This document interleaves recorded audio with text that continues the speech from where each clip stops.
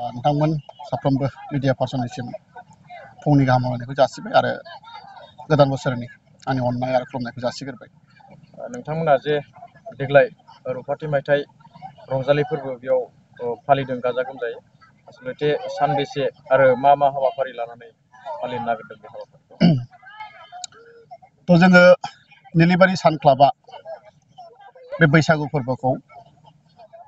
सिगांनिफ्रायनो जों फालिबोगासिनो दङ। बे फालि देग्लायनियाव 25 बोसोर आगान होबाय। बेखायनो बेखौ जोङो 25थि रंजालि बैसागु रुफाथि मायथाइ फोरबो फालिथाय हिसाबै जों नामाकरन खालामनानै साननैनि हाबाफारिजों जों गाजा गोमजायै खुंफुंनो लादों। जे जों आगोलावबो संक्रान्तिनि समाव अर्थात सैत्रनि जोबनाय सान 31 आरो बैसागनि 1 तारिख बे साननैनि हाबाफारिखौ लानानै जों जेब्लायबो खुंबाय थादों। बेनो जाहैबाय जे गोजाम बोसोरखौ बिदाय होनाय आरो गोदान बोसोरखौ बरायनाय बे उद्देश्ययै जोङो खुंबाय थानाय जादों। दा बे खुंबोनाय सिगां देग्लाय आङो साबायखर बावग्रोनो सानदों जे जोंनि आसामनि जे बिजेपि गभर्नमेन्ट जे दङ जे बेयो मोनसे बैसागु फोरबो बा उत्सब खुंनो थाखाय जि मोनसे अनसुंथाइ होदोंमोन बेखौ जोंनि सान क्लाबाबो मोननो हानाय जादों आरो बेखौ मोननानै जोङो माखासे हाबाफारि मावनो हानायाव जोंखौ जथेस्थ' हेफाजाब होदों। बेनि थाखाय आङो आसाम सरकारनिसिम धन्यबाद जाबाय आरो डक्टर हिमन्त बिश्व शर्मानिसिम आं गोदान बोसोरनि अननाय आरो खुलुमनायखौ आङो जासिबाय। आरो बेजोंनो जोङो नैबे बिटिआर एरियानि दानि जोंनि चिफ दैदेननाय इउपिपिएलनि गाहाय मावफुं सोद्रोमा प्रमद बर' बिथांनिसिमबो रोजा रोजा जासिबाय। आरो दिनैनि बे जोंनि रंजालि बैसागु फोरबो खुंफुंनायाव जे जोंखौ एखेबारे जोबोरैनो मदद होबाय थानाय जोंनि काजलगाव समस्तिनि 15 नं समस्ति बियाबनि MCLA मानावुरा पानिराम सारा जोंजों थाफानानै जोंखौ मदद होदों। बेनि थाखाय आङो बिथांनिसिम बा बिथां सारनिसिम रोजा रोजा साबायखर जासिग्रोबाय। थ' जोङो बैसागु खुंनायनि जे उद्देश्य जों बयबो मिथिगौ जे बैसागुआ बर'नि मोनसे हारिमु। बे हारिमुवा जोंनि बर'नि मोनसे सिनायथि। जे बर' हारिया मोनसे हारिमु गैयाब्ला राव गैयाबा थुनलाइ गैयाब्ला बियो सिनायथि महर थाया। आरो बे हारिमुवानो जोंनि बर'नि मोनसे दिन्थिसिन। जोंहा मोनसे जानाय लोंनाय थानाय गाननाय जोमनाय मोनफ्रोमबो आलादा आलादा दं आरो बेखौनो जों मोनसे गोदान बोसोराव मिथिंगाजों खाबजानानै जों मोनसे रंजा फोरबो हिसाबै बैसागु फोरबोखौ जोङो फालिनाय जादों। दा नैबे जोङो रुफाथि मायथाइयाव जे 25 बोसोराव जों मोनसे लाइसि दिहुनदों।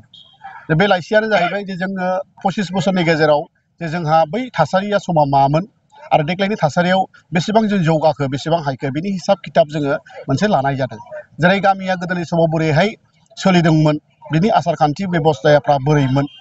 जोंनि सान क्लाब गायसननायनि उनावहाय जोंहा मा सुबिदा जाखो, जोंनि इयुन जोलैफ्रा मा जाखो, जों बेसेबां जौगाखो बिनि मोनसे हिसाब खिथाब जोङो साननाय जादों बा बिजिरनाय जादों। दा बेखायनो जोंनि बैसागुनि गेजेरजों जों देग्लाय गोबां माखासे जोंनि अबदानगिरि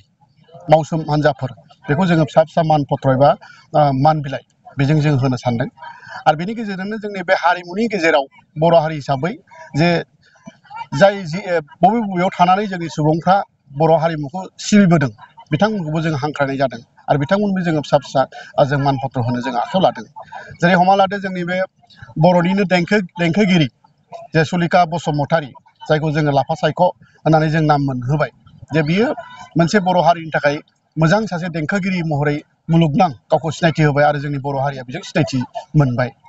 दा बेखायनो जोङो बेखौ जों लेंहरदों, हांख्रायदों आरो बिथांनोबो जोङो गांसे मान पत्र जों बिलाइ होगोन। बेनि अनगायैबो जोंनि बे बर' सावथुन मुलुगाव माखासे फावखुंगुरफोर दङ, जेरै सावथुनफोर दङ। बावनो जोङो 1986आव जि मोनसे खुंजानाय बा दिहुनजानाय जे आलायारन बर'नि गिबि सिनेमा, बे सावथुननिबो फावखुंगुर अमर नार्जारी जोंनि बे खाथि ओनसोलनिनो, बेखौबो जों हांख्रायदों। बिथांनिबो जोङो जे बे बर' हारिनि मोनसे हारिमुआव गिबियै फावखुंगुर दिन्थिनानै जे बर'नि मोनसे आदर्श, बर'नि मोनसे जे हारिमु बेखौ दिन्थिनायाव इयुन जोलैफोरनो जे मोनसे प्रसंसा होलांदोंमोन, लामा होलांदोंमोन, बेखौ जों जेब्लाबो गोसोखांबाय थागोन। बेखायनो जों बिथांनिबो गांसे जोङो मान बिलाइ जों होनो हांख्रायदों। बिथाङा फैगोन आरो जोंनि मानखौ आजावगोन जोंहा फोथायनाय दङ। आरो बिनि गेजेरजोंनो माखासे जोंनि गेजेराव जे फिल्म दिहुननाय, बर' सिनेमा दिहुननाय, एलबाम दिहुनगिरि, बेनिफ्राय बिदिनो सिनेमा दामगिरि गोबां दङ। बेनि गेजेराव जोङो सानैसो जोङो सायख'दों। जेरै जोंहा गामियावनो दङ जोंहा सुसिदानन्द लाहारी, बिथाङा सासे जोंनि बे जायगायाव थानानै बर'नि एलबामनि गोबां फिल्म बिथाङा दिहुनबाय गोबां फिल्म बियो शुटिं खालायबाय बिथांखौबो जों मान होगोन आरो बेनि अनगायै जोंनि खाथियाव दङ सासे जोंहा रजेन बसुमतारी रनसायथामनि एरियानि बेबो सासे बर'निनो गिबि मोनसे मामोन बर' सिनेमा दिहुनगिरिमोन बिथांखौबो जों हांख्रायदों आरो बिथांनोबो जोङो मान बिलाइ जोङो होगोन आरो निफ्राय बिथाङा फैनानै जोंनि मानखौ आजावफैगोन जोंहा फोथायनाय दङ दा थिग बेबायदिनो जोंनि गेजेराव मोनसे हारिमुवा बोरै सोलिबोदोंमोन बेखौ जों दिन्थिनो थाखाय इयुन जेनेरेसननो जों होलांनो थाखाय जों जथेस्थ' जोङो नाजादों बे नाजानायाव जोङो मोनफ्रोमबो आफादनिनो आफादगिरि नेहाथारि बोसोनगिरि बिथांमोना माने एखेबारे गावनि नागारनो हायै समखौ गारनानैबो जों थाफादों बेनि गेजेराव दङ जोंनिनो बे बानजाय आफादनिनो लेङाइ आफादगिरि मानिलाल ब्रह्ममोन दं गामिनि आफादगिरि जोंहा मदन चन्द्रमोन दङ नेहाथारि हिसाबै बेरेनमोन दङ दा बेबायदिनो जोंनि गोबां माखासे मानसिफ्रा एखेबारे खस्थ'नि गेजेरजों समखौ एखेबारे बेसेन होनानै हाबाफारिखौ मावफुंगासिनो दङ दा जोङो बेबायदिनो जों बर' हारिमुखौ जोङो इयुन जेनेरेसन दिन्थिनो थाखाय जों दिनै मोनसे हारिमुनि हान्जा सुरनाय जों लाबाय आरो बे हारिमुनि हान्जा सुरनायनि गेजेरजोंनो जोंहा बहायबो मोनसे सेल्फिस जोङो कर्नार जों खालायखादों बाहाय मोनसे जोंनि हारिमुनि मोनसे दामग्रा आगजुफोर जों बाहाय दोननाय जादों दिन्थिफुंसालि बेखौ जों लादों जे बिनि गेजेरजों निस्सय बर'फ्रा जोंनि माखासे गोदोनि जे माखासे दामग्रा देग्रा जोंनि बाहायग्रा हारिमुआव बाहायग्रा आगजुफोरखौ हयथ' बावलांबाय मोनथिलिया दा बेखौ जोङो हागौमानि जों इयुन जेनेरेसन गथ'फोरनो बबेखौ मा होनो बेखौ जों दिन्थिलांनो जों सेस्था खालायदों आरो नाजादों आरो जोंनि गेजेराव जोङो अनलायनायनि गेजेरजों खौसेथिनि गेजेरजों बर' हारिखौ जोङो मोनफ्रोमबो दिगावनो जौगासार हाबा मावनो थाखाय गावजों गाव अनलायनो थाखाय मोनसे परिबेस जौगासार हाबा मावनो थाखाय गावजों गाव अनलायनो थाखाय मोनसे परिबेसखौ जों लानानै गोबां जोंनि माखासे राजनितिकनि दैदेनगिरि आरो समाज कर्मि बिथांमोनखौ जोङो लेंहरदों बिथांमोना जोंनाव दिनैबो दा दुइथायाव फैगोन आरो गाबोनबो बिथांमोना फैनानै जोंनि हाबाफारियाव थाफानानै गोबां हाबा मावगोन आरो जोंनि हांख्रायजानाय आलासि बिथांमोनहाबो फैनानै जोंनि हाबाफारिखौ मावफैगोन आङो बेखौ फोथायनाय दङ दा आङो नोंथांमोननि मिडियानि गेजेरजों आं बेखौनो हामलायबावदों धन्यबाद जासिनबावदों बिथांमोना जोंनिसिम बाव फैनानै जोंनि समस्त गासैबो जि मोनसे थासारिनि जि मोनसे समायना रमायना जि मोनसे जोंनि आखुथाय दिन्थिनाय बेफोरखौ बुथुमनानै गासिबो मोनसे फोसावनायनि गेजेरजों मिडियानि गेजेरजों फोसावनो जे लाहार फाहार लाफैदों खस्थ'नि गेजेरजों सफैदों बिनि थाखाय आङो नोंथांमोननिसिम रोजा रोजा साबायखर जासिबाय आरो इयुनाव बर'नि जे मोनसे हारिमु बे गोजोर थासारिजों मोनसे बर'नि मोनसे नेरसोन हिसाबै साबसिनै खुंफुंलांबाय थानो हाथों आरो जों बयबो गावनि गाज्रि आखल आखुफोरखौ नागारनानै मोजां अनलायनाय साननाय हनाय बोसोननि गेजेरजों बर'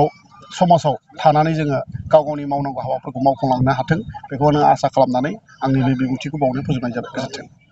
दा जोंहा दंबावो जे जों मान होनाय होन्दों आलासिखौ लादों दा बेनि अनगायैबो जोंहा दङ जे गामियाव जे 60 बोसोरनिफ्राय देरसिन बैसो बिथांमोनखौ जों गुबुन बोसोरावबो जोङो खुलुमनाय मान होबोनाय जोंबो लाबाय थादों आरो देग्लायबो जों बिसोरखौ लागोन देग्लायबो बिसोरनोबो जोङो मानबो होगोन आरो जों गाबोनबो बिसोरखौ जों मान होगोन बे सानैनि हाबाफारि दङ जों सोरनोबा माखासे कर्मिफोरनो जोङो साइटेसनखौ होगोन आर'नाइ होगोन बेजों जोङो मान होगोन बेनिफ्राय जोंनि जे दिनै दा मोनाबिलि जे मोनसे हारिमु आयदा बेवहाय जों मोनसे हारिमुवारि बादायनाय मोसानाय जों बादायनाय जों लागोन हयथ' दिनै बिसेसकै जोंनाव आर्टिस्टफोर हयथ' बे थानाय नङा नाथाय गाबोननि